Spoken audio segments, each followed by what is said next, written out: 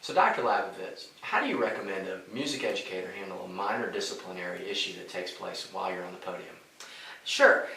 Despite our best efforts to be proactive with our classroom management, inevitably there is going to be a classroom management issue sometime in your classroom. I have yet to meet a teacher that there hasn't been one. So how do we handle that as quickly as possible so as not to disrupt the learning environment for the other students? So what I like to do if there is a small disciplinary issue is I'll first give a verbal warning, and I will keep it cool, calm, and collected. Just let the student know, hey, you're doing something that is disrupting all of us. Can we please get back to business? Please stop talking. Please do this. Try to keep it brief and succinct so that you are not killing the pacing of your lesson by dealing with that disciplinary issue. Mm-hmm. If a verbal warning at first doesn't work out, then I try to maybe proximity teach. So if the lesson is such where I'm not affixed to the podium for the entire time, I might move closer to the problem area because if students are being chatty or a little bit unattentive, usually if a teacher can move closer to the proximity, they get the clue that, oh, I'm doing something I'm not supposed to. However, a lot of times when we are band directing, you do have to stay on the podium. And so what I would suggest to teachers in which maybe chatty behavior pops up every now and again in the classroom is to keep an empty seat and stand in the front row. And so then you can just very calmly, if the person's on their second or third warning, whatever is the procedure in your classroom, you're like, Johnny, can you take your trombone and join me down here in the front row, please?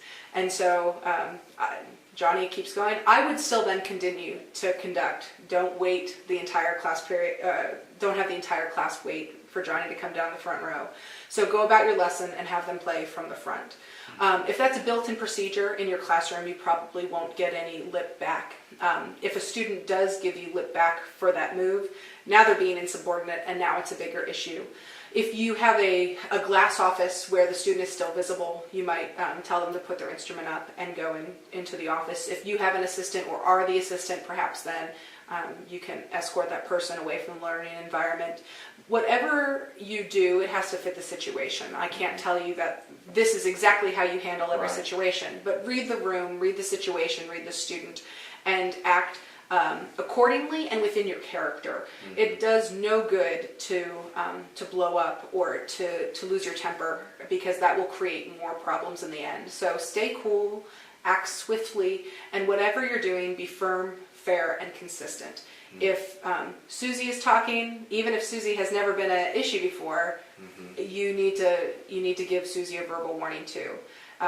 You have to show the ensemble that this is the standard and the standard exists for everyone. Mm-hmm. So act swiftly, be firm, be fair, be consistent, and do whatever you can to make sure that the learning environment is disrupted for everyone else as little as possible. Wow, that's some really great information.